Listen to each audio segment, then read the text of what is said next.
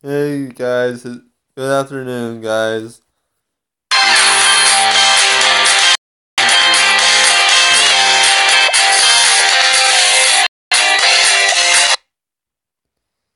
More like afternoon slash evening.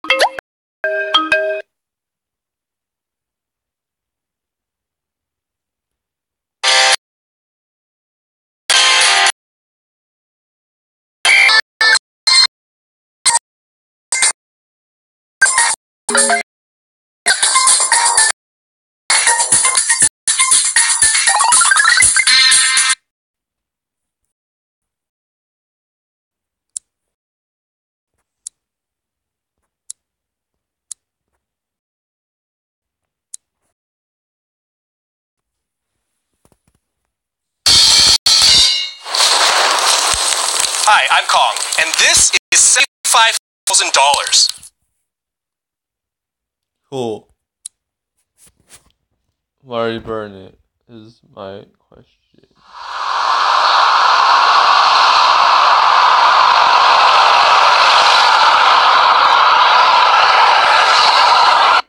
Ooh, I'm so nervous. Oh boy, thank you. We'll be in touch. Next. Oh boy, looks like it's my name is Matthew Patrick, and next. But next. Excuse me, but I said next. I'm the mouse. You listen to what I say, Theory Boy, and you listen good. You'll never be a Disney princess based on our qualifications. But what are those qualifications? It's Walt's little secret. You think our is... Yeah, Fine, you just wait, mouse. It's time I air your...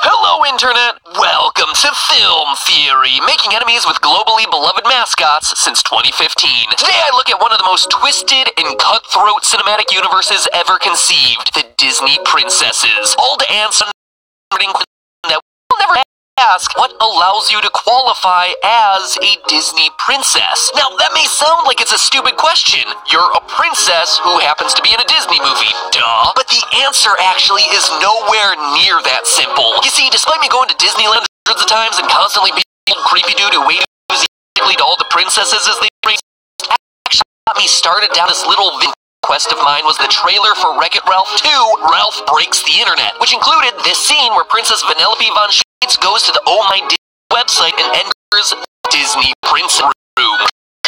Princess, have animals talk to you? Do people assume all your problems got solved because a big strong man showed up? Yes, she is a princess. Cue the internet collectively high-fiving each other for that sick burn on male prince types. Got 'em! Well, you got him until you forget that princes have their lives as multiple women in this room. Jasmine, Ariel, you did a really good job. That of Thor out the castle, and then into my nice green fire. Oh no, we're asleep during that whole thing. It was Prince Philip who did all that. Things a sweet and empowered female is a thing to be an ungrateful jerk towards the guy who saved your life. Now this crossover of this caliber is going to be exciting.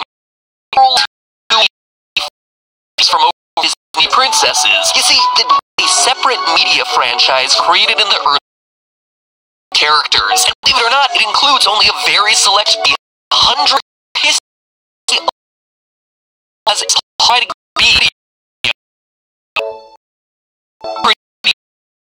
Cinderella, Beauty, and Jasmine. They'd be worth 1 point. Princess world. Worth 3 points would be Mulan, Tiana from Princess and the Frog, and Rapunzel from Tangled. Those are the M and P tiles. And the 10-pointer Z's of our little game would be Pocahontas and Merida, the first Pixar princess coming from the movie Brave. Double word score! Now, you may have noticed some pretty big snubs from that list, like, say, Anna and Elsa from Frozen, literal princesses from Arendelle in what is the highest grossing animated film of all time. No invite to this exclusive club for either of them. How about Moana? Also not on the list. And it's not like they're too new either. Most of the modern characters were coronated as an official Disney princess about a year after the release of their movie. Rapunzel, Tiana, Merida, all of them had about an 11 to 12 month gap before they were officially christened a Disney princess. And remember, this list is according to the official list located at princess.disney.com, an official site of Disney.com. This is the real deal here. So, what's going on exactly? What in Disney's eyes makes a woman worthy of being a princess? And would Vanellope von Schweetz actually pass the test and merit inclusion in this room from Wreck-It Ralph 2?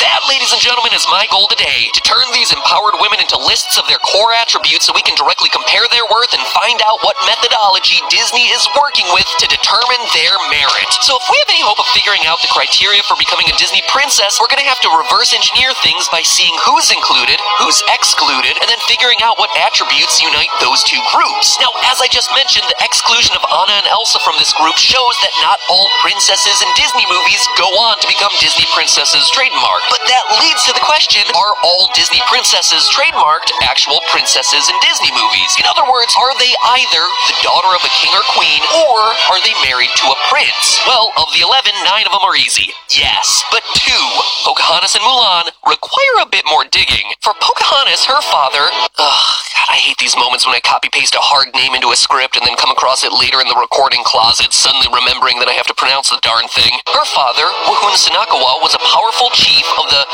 Senakamaka. So she's the ruler, for lack of a better term, which would seem to qualify her as a princess. However, Pocahontas Sanakawa's sister's children would inherit any actual power, not Pocahontas. That said, even though she falls into this weird middle ground of princessdom, history seems to weigh in her favor. In 1808, James Nelson Barker wrote The Indian Princess, or La Belle Sauvage, one of the first dramatizations of Pocahontas' life. Even earlier than that, St. George's Churchyard, where Pocahontas was buried, the notice of the burial of Princess can qualify as a princess. As for Mulan, if you're judging her by her so agrees to marry one of the princes for the good of all China. Almost a princess until she feels he hears and rushes in at the last minute to stop it, thereby end Mulan's air claim. No, not a princess. Almost, but really.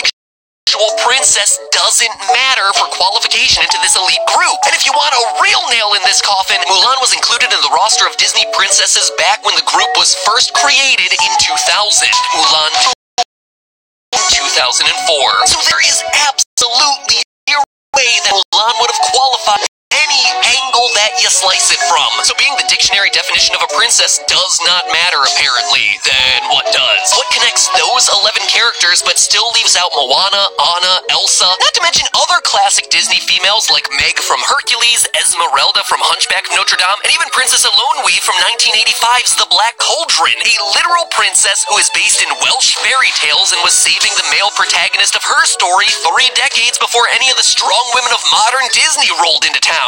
I mean, my mind immediately turned to box office performance since those last 3 movies underperformed at the theaters, but clearly that doesn't apply to Moana. Moana has more heroism in her little toe than a from Brave, who throws a monkey wrench into a lot of the qualifications you might expect to work here. I mean, that is the entire premise of her movie. Her queen mother attempts to convince Merida to be a perfect princess, and Merida fights back. I'm the princess. I'm the example. My whole life is planned out. But every once in a while, there's a day when I don't have to be a princess. First of all, like I mentioned, our princess. So being part of Disney Animation Studios to be a Disney princess is no longer a qualifier here, which just shows you how ridiculous these qualifications must be. Secondly, she was the first official Disney princess to not have any sort of romantic attachment. Every other one of those 11 characters have themselves a beau, sometimes hunky, present. Merida?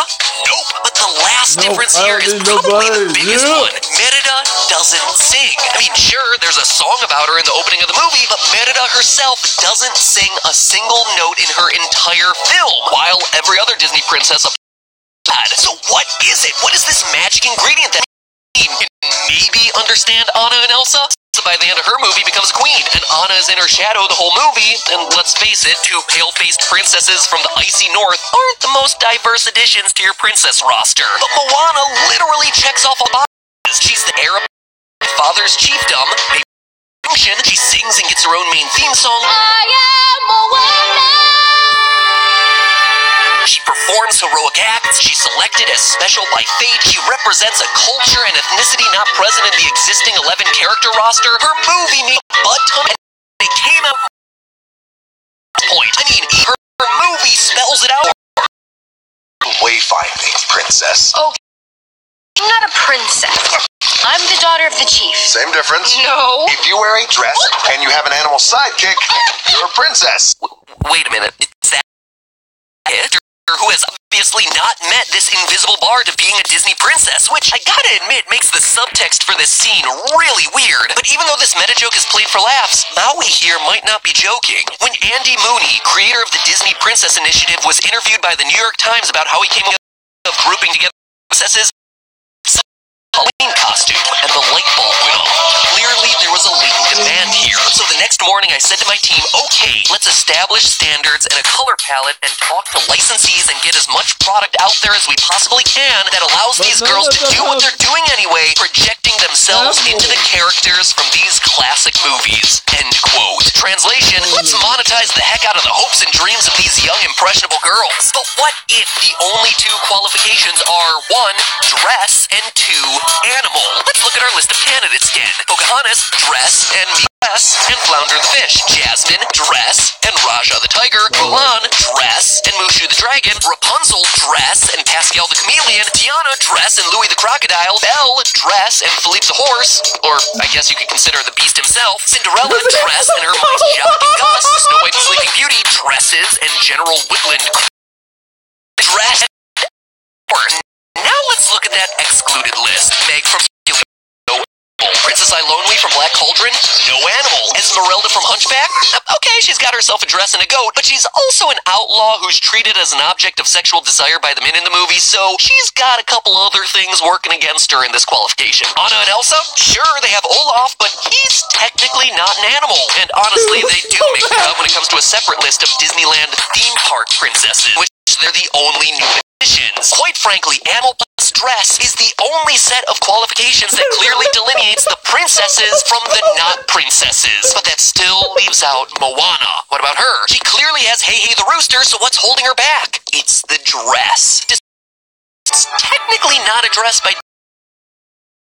garment for a woman or girl that covers the body and extends down to the legs. However, Jasmine from Aladdin also doesn't wear a traditional dress for most of her movies, so that's not the main problem going on here. What is the issue is what Moana's dress represents. Consider this. According to an interview with the site Tyranny of Style,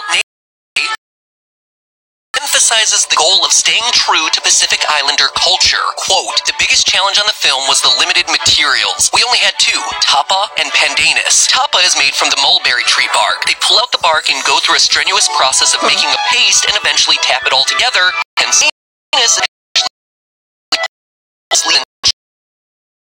and later you can braid it. If you can find it in the island, you can make it. Materials, history, and culture of the Pacific Islands was essential for this movie and its characters. Now look the 11 princesses, each and every one wearing pretty generic attire that alludes to their culture of vague different. Disney is cultures for me. Issue that hung over that Moana from before the movie's release and continues to do so today with specific focus on the costumes. And if the goal of all the Disney princesses is to have young girls wear your dress and like the outfit, movie standpoint becomes really problematic when you start churning out cheap copies to sell next to your mall's sunglass hut. So what makes a princess? Well, according to Disney, it's not who you are, what you do, or even who you choose to marry. It's what you wear that counts. counts. And isn't that the best message to send to little girls? Next time in our exploration of Disney princesses, we focus on that specific scene from Room 2, because there's much wider in that room. Effort to determine the development truly become Disney's next princess, despite what all the other girls might tell her. Speaking of what you wear, Theorist merch is now available for a super limited amount of time. Just in the nick of time for back to school. You are guaranteed to get it really quickly after you order it. Admittedly, this round of merch is mainly focused around game theory, but don't worry, next time there will be film theory stuff specifically. But if you want yourself an amazing a princess, but will make you feel like $1 million when it has become how soft they are, a Theorist pop socket for your phone so you don't drop it on your face while you're watching Disney movies lying in bed at night, or a Theorist notebook of your very own that might contain a mystery for you to unravel, click the link in the description below. Hey, you can tell a Disney princess by what they wear. Why not be able to tell Theorist by what they wear as well? Looking stylish and bright glaring neon green. I'd like to see a Disney princess pull that one off. Click the link in the description to check out that merch, which every purchase comes with little bonus gifts sealed in there too, which is pretty cool. We like to springboard little surprises for you guys. Make sure you curtsy in the direction of that subscribe button so you don't miss next week's episode where we take an analysis of Penelope Von Schweetz in Time for Wreck-It Ralph 2. I'm excited about that one. Anytime you get to expose blatant corporate greed, it's usually a pretty exciting time. It's an episode that I'm always very excited to do. So anyway, check it out, click the subscribe button, and most importantly of all, remember, that's just a theory. A film theory and cut. Anna is in my book, but anyway.